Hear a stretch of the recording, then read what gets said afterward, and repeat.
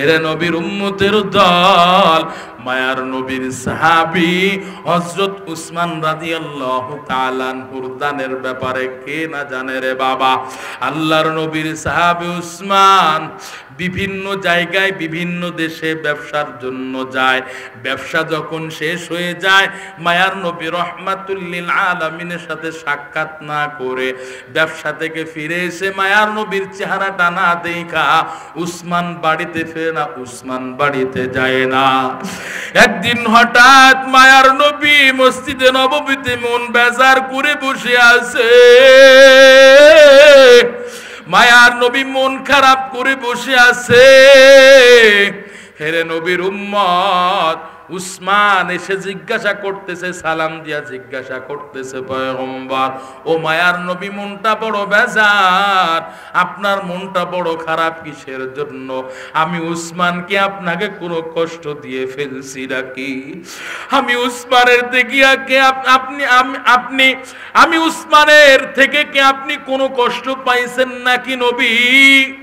ও নবী, আপনি যদি কষ্ট পেয়ে থাকেন, আমি উসমানের জন্য জাহান্নামের আগুন আমার জন্য প্রস্তুত হয়ে আছে।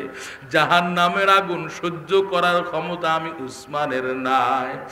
ও পয়গম্বর, কেন কষ্ট পেয়েছেন জানি না।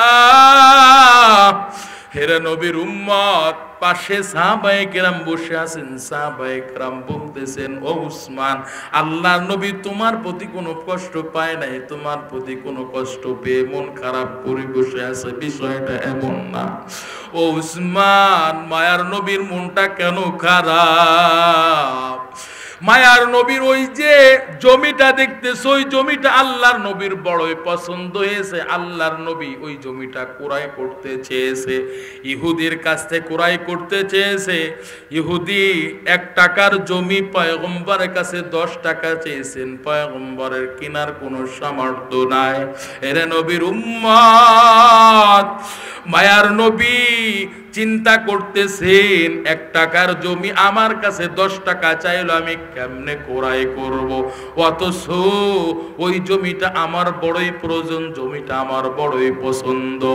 এরে নবীর উম্মতের দল, আল্লাহর নবীর সাহাবী উসমান পয়গম্বরকে বলে, পয়গম্বর, আপনার ওই পছন্দের জমিটা যদি কেউ ক্রয় করে আপনার সন্তুষ্টর জন্য আল্লাহর রাহে দান করে দেয়, পয়গম্বর আপনি তার জন্য কি ওয়েলফেয়ার দিবেন, তার জন্য কি পুরস্কার ঘোষণা করবেন?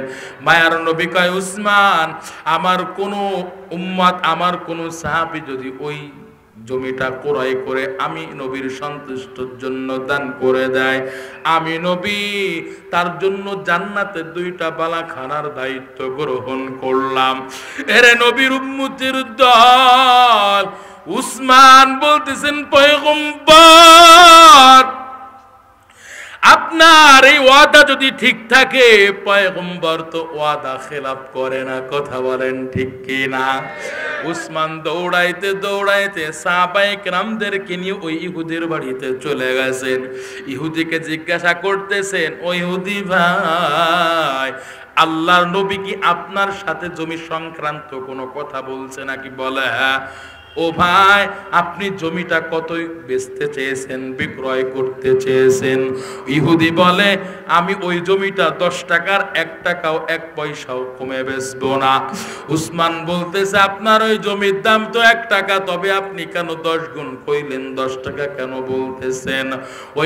ওই ইহুদি বলতেছে, আমি আমার জমি 10 টাকা ছাড়া বিক্রি করব না, তোমার লাগলে নাও, না লাগলে না নাও। তবে উসমান, তুমি যদি ক্রয় করতে চাও, আমি ইহুদি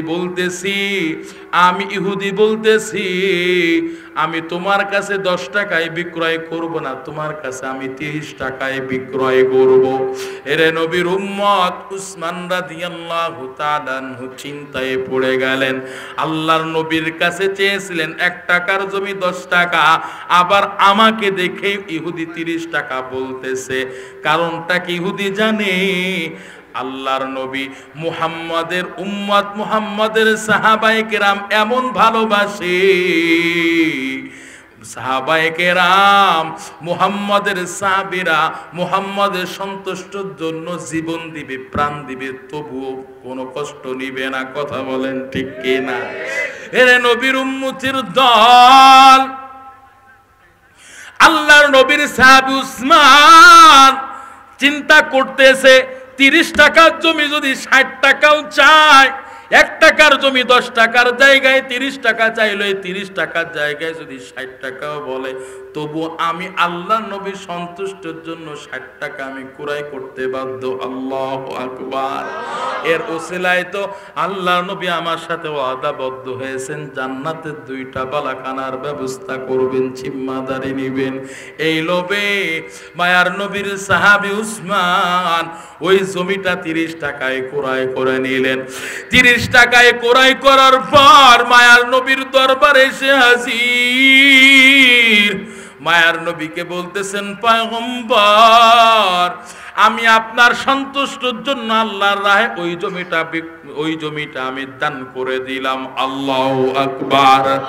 এবার আল্লাহর নবী জিজ্ঞাসা করতে, উসমান ওই জমিটা কত টাকায় ক্রয় করেছে? উসমান কোনো কথা বলে না।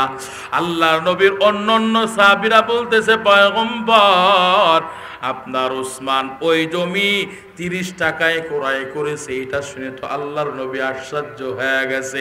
1 টাকার জমি 10 টাকা, সেই জায়গায় 30 টাকায় ক্রয় করে আবার দান করে দিল।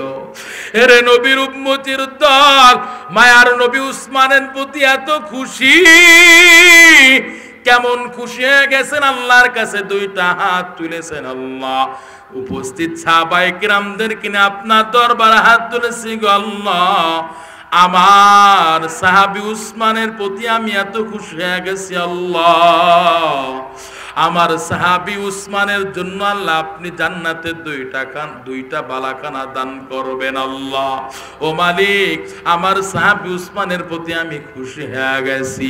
এই কথা বলতে না বলতে আল্লাহ পাক জিব্রাইল আমিনকে আল্লাহর নবীর কাছে পাঠিয়ে দিলেন। জিব্রাইল আমিন এসে বলতেছেন, পয়গম্বর, আপনার আর দোয়া করা লাগবে না, আপনার আর দোয়া করা লাগবে না গো মায়ার নবী। আপনার উসমানের প্রতি আপনি শুধু খুশি হন নাই, সাহাবায়ে কেরাম শুধু খুশি হয় নাই, বরং আসমানের ফেরেশতা সহ আল্লাহ পাক উসমানের দানের প্রতি খুশি হয়ে গেছেন। আল্লাহু আকবার। আল্লাহ উসমানের দানের প্রতি এত খুশি, আল্লাহ পাক ওই জমিনটাকে এমন ভাবে কবুল করেছেন, ওই জমিনটাকে আল্লাহ পাক এমন ভাবে মাকবুলিয়াত দান করেছেন, ওই জমিনটার উপাধি আল্লাহ পাক নিজেই দান করেছেন। ওই জমিনটা, যেই জমিনটা উসমান আপনার সন্তুষ্টর জন্য আল্লাহর রাহে দান করে দিয়েছেন, ওই জমিটা দুনিয়ার জমিনে সাধারণ কোনো জায়গা হবে না। ওই জমিনটা দুনিয়ার সাধারণ কোনো জমিন হবে না। আল্লাহ পাক বলে দিয়েছেন, আজ থেকে এই জমিনটা আল্লাহ পাক এমন ভাবে কবুল করেছেন, এই জমিনটার নাম আল্লাহ দিয়েছেন রিয়াজুল জান্নাহ। আল্লাহু আকবার। আল্লাহ পাক দুনিয়ার জমিনে জান্নাতের অংশ বানায় দিয়েছেন। আজকে যারা আপনারা হজে গিয়েছেন, আল্লাহর নবীর রওজার পাশে যে রিয়াজুল, সেই উসমানের দান করা জমি রে ভাই, এই জমিটা আল্লাহ পাক রিয়াজুল জান্নাহ, জান্নাতের অংশ টুকরা বানায় দিয়েছেন। ওখানে নামাজ পড়ার জন্য হাজিরা সিরিয়াল দিয়ে দিয়ে ওখানে নামাজ আদায় করে রে ভাই। আল্লাহর কাছে চাওয়া পাওয়া, আল্লাহর কাছে চায়, আল্লাহর কাছে কান্নাকাটি করে ওই রিয়াজুল জান্নাহর মধ্যে।